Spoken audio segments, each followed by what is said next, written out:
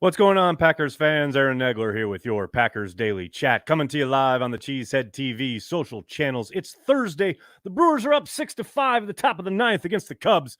Here's hoping they hold on, unlike last evening. Hope you're all doing well wherever you are in this world on this summer Thursday. That, let me tell you, summer has announced its presence with authority here in New York City. I don't know what it's like wherever you are, but it is hot. H-O-T. Today in the city. Hope you're all staying cool wherever you are. Before I get going, of course, I want to give a shout out to our good friends over at Ticket King. Our good friends at Ticket King will get you in the seats that you want to be in to watch the Green Bay Packers play tackle football in the year 2023. Just head to cheeseheadtv.com and utilize our schedule either on the website or the app. We have individualized links for each and every game, preseason, regular season, home, away, everything to get you to Ticket King. Hell, there's a link in the description of this video. Utilize that if you want. Use Ticket King, people. You don't want Ticketmaster. You don't want StubHub. None of this national nonsense. Use a local company based in Wisconsin since the early 90s. They got a place right across the street from Lambeau Field if you're in town and feel like stopping by. Otherwise, just utilize Cheesehead TV. We'll get you to Ticket King. That's what you want to do. If you need Packers tickets this year, Ticket King's the way to go. The other way to go, of course, I'll tell you what, it's the Cheesehead TV shop. We got a Summer Vibes sale going on. 20% off everything in the Cheesehead TV store. Use promo code SummerVibes20. That's SummerVibes20. Promo code to get 20% off every single thing in the Cheesehead TV store. You'll find a link in the description of this video, or just head to cheeseheadtv.com, click on shop at the top of the page, and it'll take you to the store. And you get 20% off everything. Summer Vibes 20. Also, in addition, so many promos going on today. Kicking off our annual, at this point, association with the folks over at PackersYearbook.com. Use promo code CHTV. That's promo code CHTV for 10% off the official 2023 yearbook of the Green Bay Packers. PackersYearbook.com. That's where you want to go, people. It's all happening. Can you feel it? Can you feel we're getting closer, people? We're marching so steadily towards the start of training camp. I cannot wait. I know you guys are anxious as well. I just wanted to touch on briefly the idea of this running game in 2023, led by, obviously, Aaron Jones and somewhat in association, A.J. Dillon, and then whoever ends up winning that third running back spot. But more importantly, as important as those gentlemen are, and as talented and dynamic as they can be, more importantly, what I am most looking forward to is a solidified offensive line, a cohesive unit that is there from the first day of camp. Hopefully knock on every piece of type of thing available, wood, metal, whatever, stays relatively healthy throughout the season, especially at the start, and they can build something. This unit working together with David Bakhtiari and Elton Jenkins on the left side, I'm telling you, from the get-go, you get that out the gate, this is going to be a team that's going to be tough to defend. I know there were problems at times last year, especially early in the season when they had a very mishmashed offensive line. But they have the makings of a unit that can be incredibly effective, incredibly efficient, and give defenses problems as far as, well, do we overload? Do we try and stop the run specifically? Because they have the ability to run up and down the field on us. Well, guess what? Now we're going to start booting. We're going to start play action faking, and we're going to be going over the top, or we're going to be running high lows on the bootleg. It's all there for the taking. And the biggest component, the biggest key is continuity along the offensive line. If they can get that right out the gate, this is going to be a problem for defenses. This running game is going to be a problem. I guarantee it. That's my little one for today. I know it's not a major point to make, not a huge discovery, but it is funny how people do seem to forget that the Packers, especially early last year, they weren't trotting out their starting lineup. They were not trotting out their preferred starters for much of the first half of the season. And it's not like things flipped a switch and things became magically better. They became a bit better as they went on in the year. And both Elton and David found their footing, so to speak. And then, of course, Elton sliding back inside to his guard position.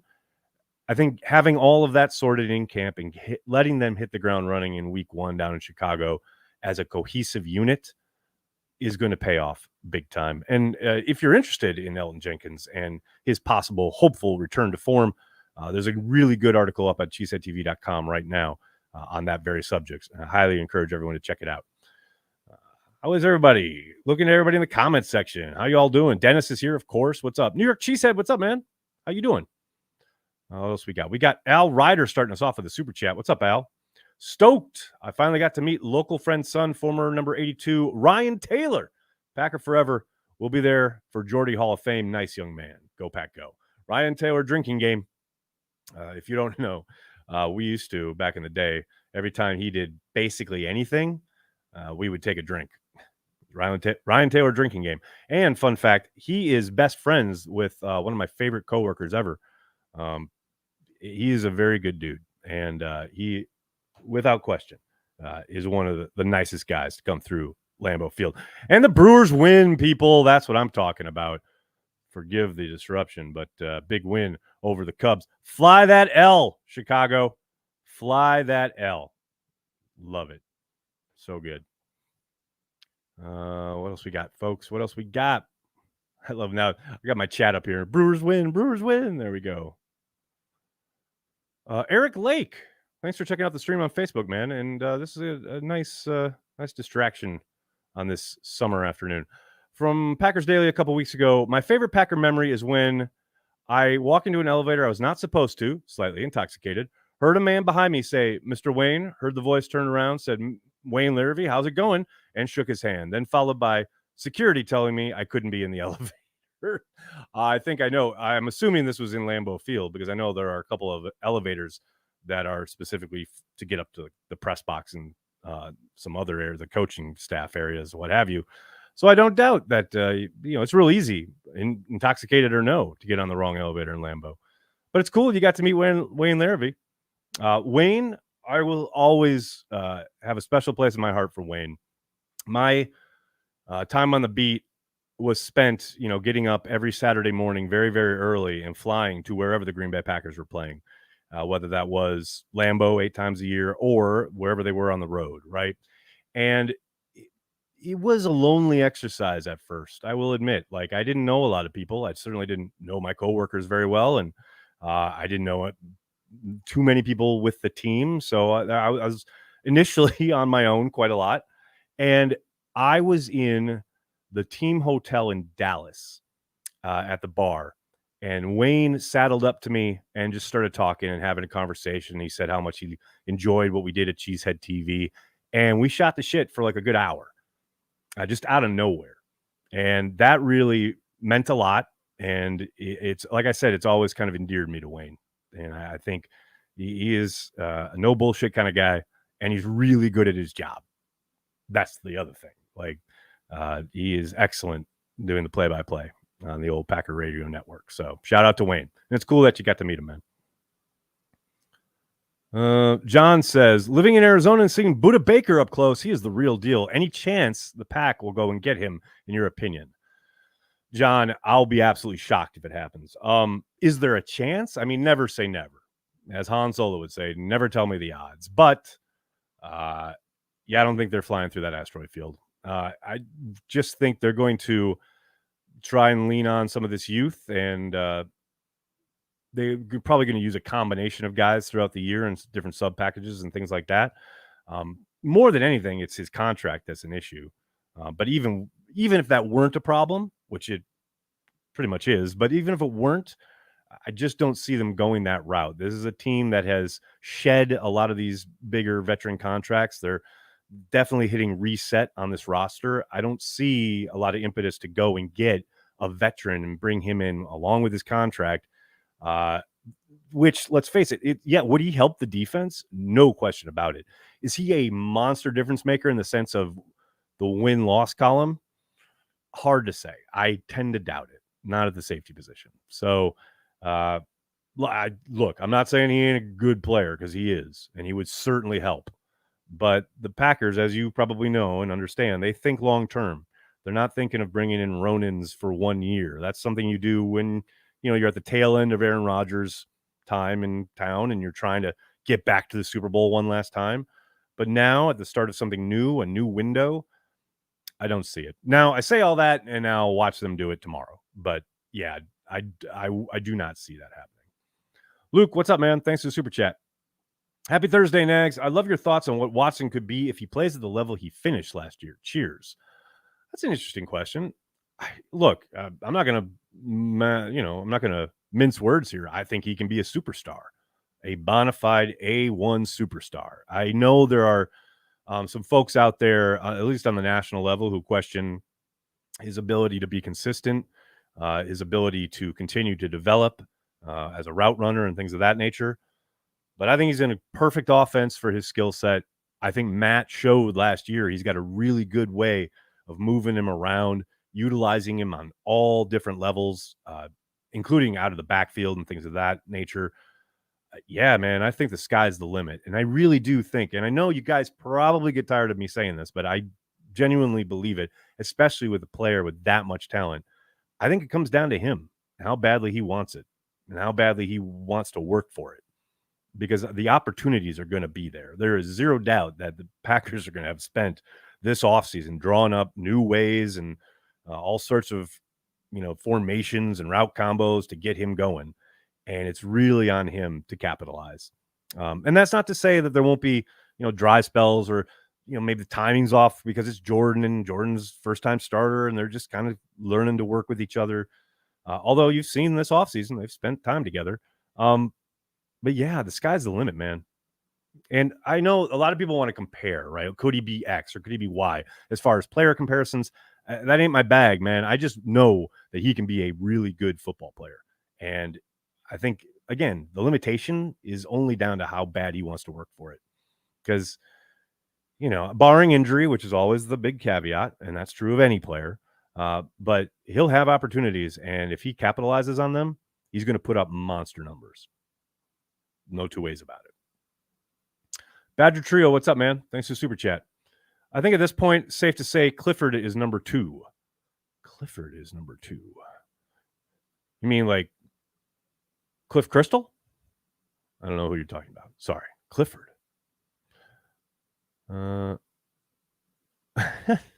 What's up, Brandy? As long as the slowest player keeps doing those screens, we should be set. Now, Brandy. Now. Be nice. Be nice. Brandy says defense is set except for the safety spot.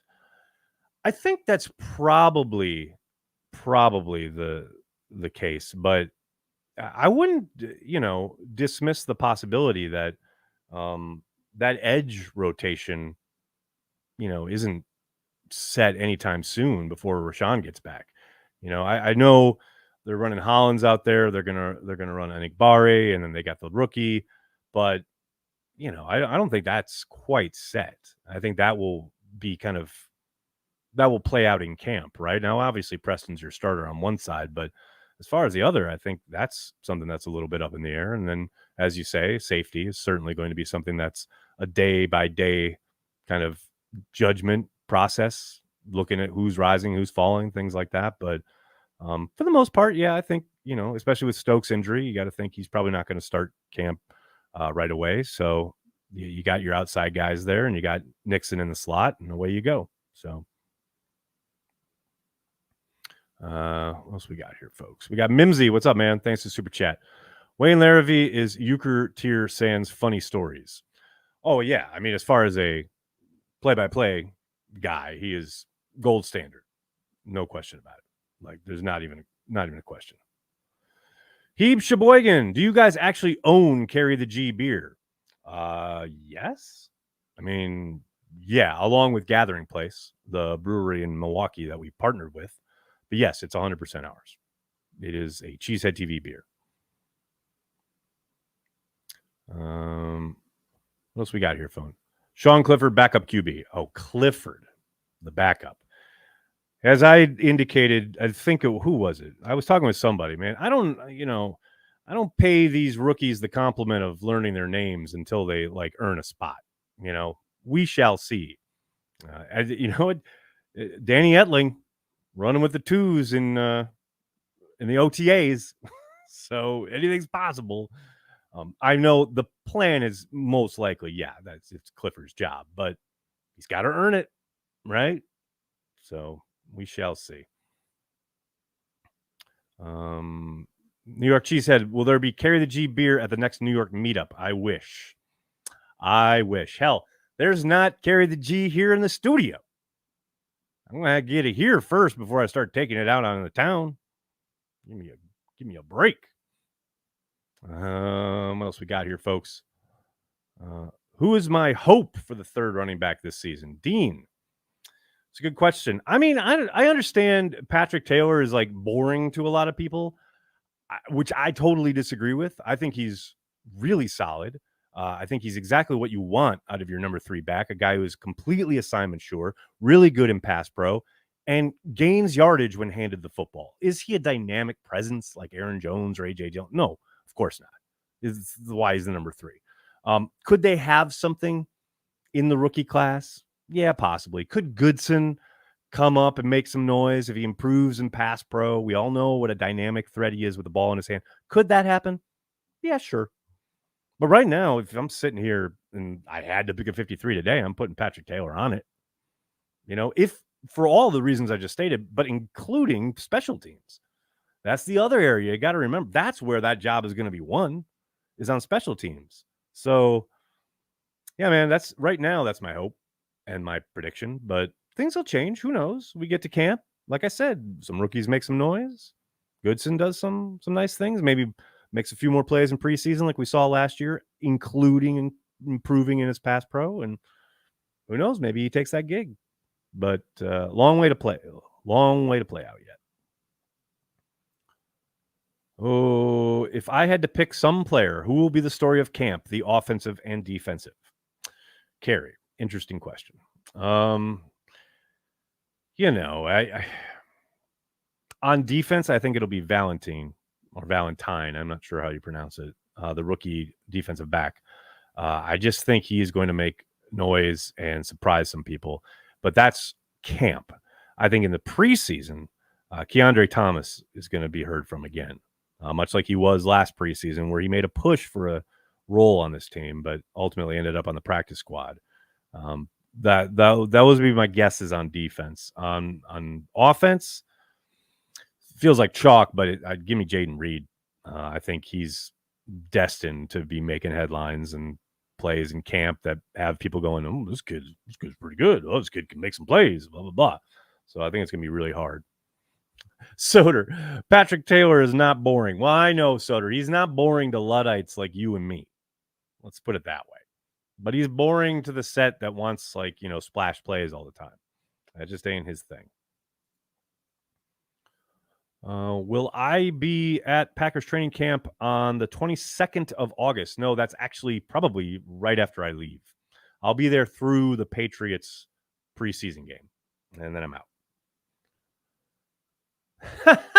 Or if only we could bring back Kumaro and Janice, we'd be Super Bowl bound. Man, people started early today. All right, I got to catch up. Oh, there we go. Williams says Tavarius Moore will be a starter. Look, I'm not saying it's impossible, and I'm certainly not dismissing the possibility. I tend to think Jonathan Owens is going to be the guy across from Darnell Savage. I don't think it's a guarantee that Darnell Savage is the starter. I mean, the man did get benched last year, right? I do think, as Justice said in our conversation a couple weeks ago, he'll have to lose the job rather than win it, right? So I do think he'll probably be one of the starters. Could Moore jump up? Absolutely. No question about it. I know the book on him last year in San Francisco is he was somewhat played out of position at times. Certainly has the tools, certainly has the physicality and kind of the athleticism, right? That you want at that position, turn his hips, work in the slot and a two-way go. I like his game. I'm not dismissing him. But I do think Owens is on the track that you see him as a full-time starter last year for the first time, really productive. I don't know, man. Any one of these guys could jump up and do it. Hell, Anthony Johnson Jr. could do it, right?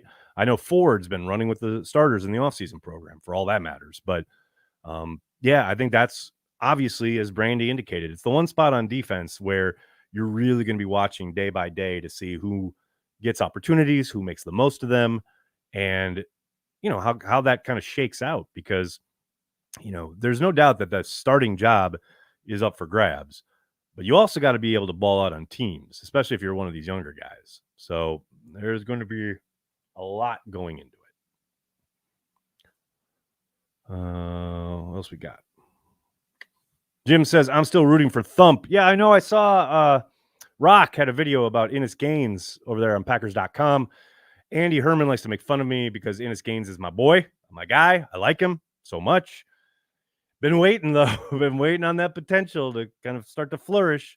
This is the year it has to happen for him, I would say. But that's a guy who really made the most of his opportunity on teams, right? And whenever he does get those opportunities, I think he's done a good job. I like him, but he's got a lot of bodies around him this year, vying for spots on this roster.